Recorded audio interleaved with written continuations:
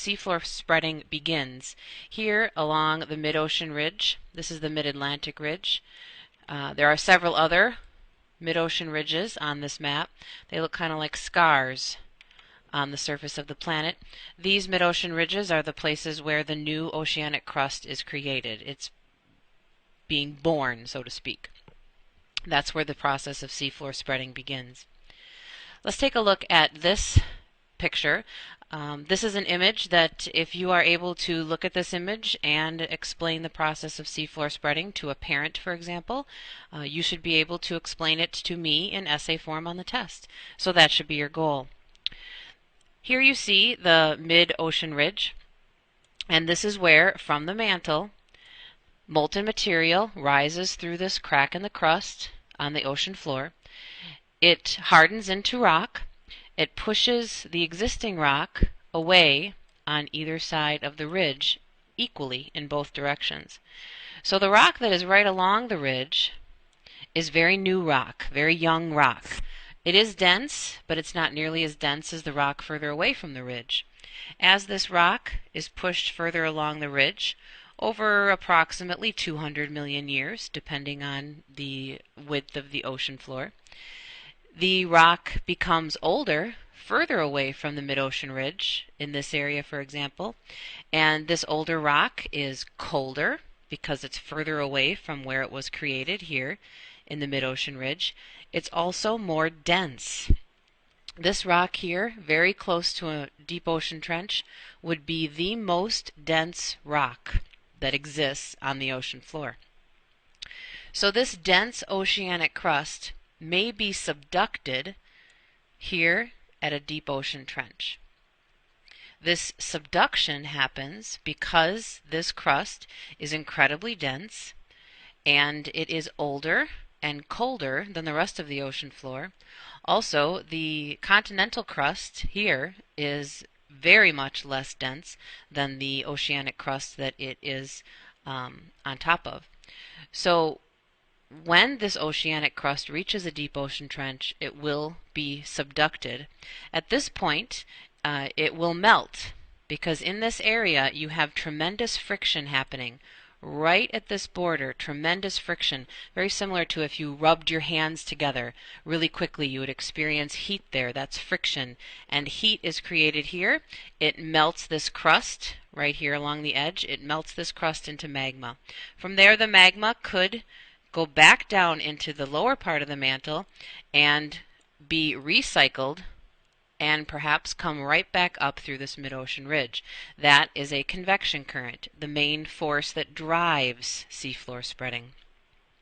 The other thing that can happen to this pool of magma that has been melted due to friction between the plates is it could burst through a crack in the continental crust and create a volcano like you see here.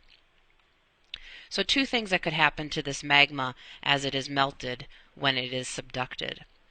Now, on the other side of our drawing, you see no continental crust over here. But let's imagine that over here were the coast of Africa. And here again, you have new crust being created at a mid-ocean ridge, and it is slowly spreading this way. Newer, younger crust here, older crust here. If this crust were to come across the coast of Africa, and there is no trench to subduct it, then this oceanic crust is literally pushing the coast of Africa along with it. No subduction is occurring.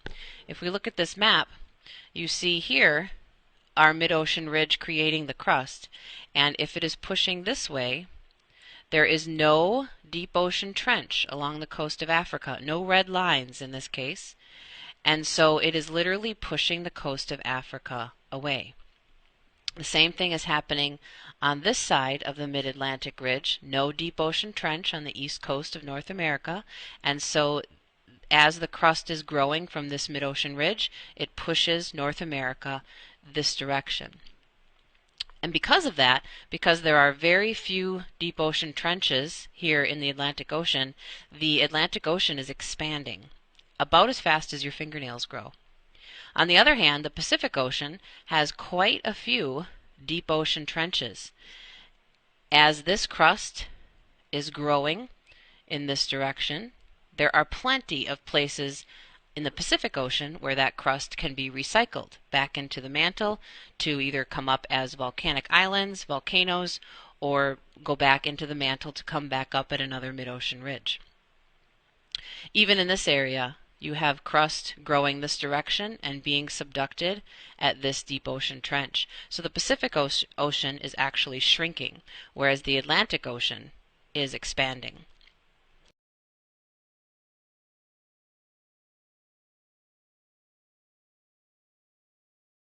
We're going to talk about the Earth's magnetic field and how the reversals in the Earth's magnetic field revealed that seafloor spreading is happening. The Earth's magnetic field creates lines of invisible force that you can't see, but that your compass needle senses. And the reason your needle points north is that these field lines emerge from the south magnetic pole and wrap around and point toward the north magnetic pole. Now, we know that the Earth's magnetic field has actually reversed, flipped around, so that these arrows would all point the other direction, coming out of the north and pointing into the south pole. And these are called magnetic reversals. They happen every few million years. The Earth's magnetic field flips back and forth through time. The reason we know this is that lava flows, like this lava flow on Hawaii, when lava flows out of the Earth, it actually, there's little magnetic minerals in the lava, and they line up with the magnetic field at the time and actually preserve, like a tape recorder, the direction of the Earth's magnetic field, whichever way it was pointing, either normal or reversed. So if we go look at a whole series of lava flows, what we'll find if we sample through the lava layers into older and older layers, we'll find some layers that are oriented with a magnetic field, say like today, and other layers, older layers that are reversed, and then still older layers that are like today. So through geologic time, the Earth's magnetic field flips back and forth, and we call these magnetic polarity reversals. Now, the way that this all relates to seafloor spreading can be realized by remembering that lava is pouring out of the Earth at mid-ocean ridges. Okay, so I want you to imagine that we're going to let this ocean basin spread, and we're going to let the Earth's magnetic field flip back and forth as the ocean basin spreads. Remember that when the lava erupts and cools down, it records the direction of the magnetic field at the time, whether it's normal or reversed, backwards or forwards. So we'll start the animation here. We're going to start it at a time when the Earth's magnetic field is like today, what we call normal polarity. And as the seafloor spreads, it's all going to get polarized in the direction of the magnetic field, shown by the blue part of the ocean floor. But now we have a reversal happening, and any new lava that erupts is going to get magnetized in the opposite direction. So you can see the little compass needles here have flipped, showing us that all this new seafloor is recording the direction of the Earth's magnetic field at a time when it was reversed. Now we'll let the Earth's polarity flip again. Any new lava that forms is going to record the polarity of the Earth at that time. So what we see on the mid-ocean ridges of the world today is a series of stripes, symmetrical stripes on both sides of the ridges of seafloor rock that's magnetized in the same direction as the magnetic field today, older rock that's reversed, still older rock that's back to normal. This pattern is impossible to explain if seafloor spreading didn't actually happen and the Earth's magnetic field didn't flip back and forth. So it constitutes some of the best evidence we have that the seafloor is actually spreading over geologic time.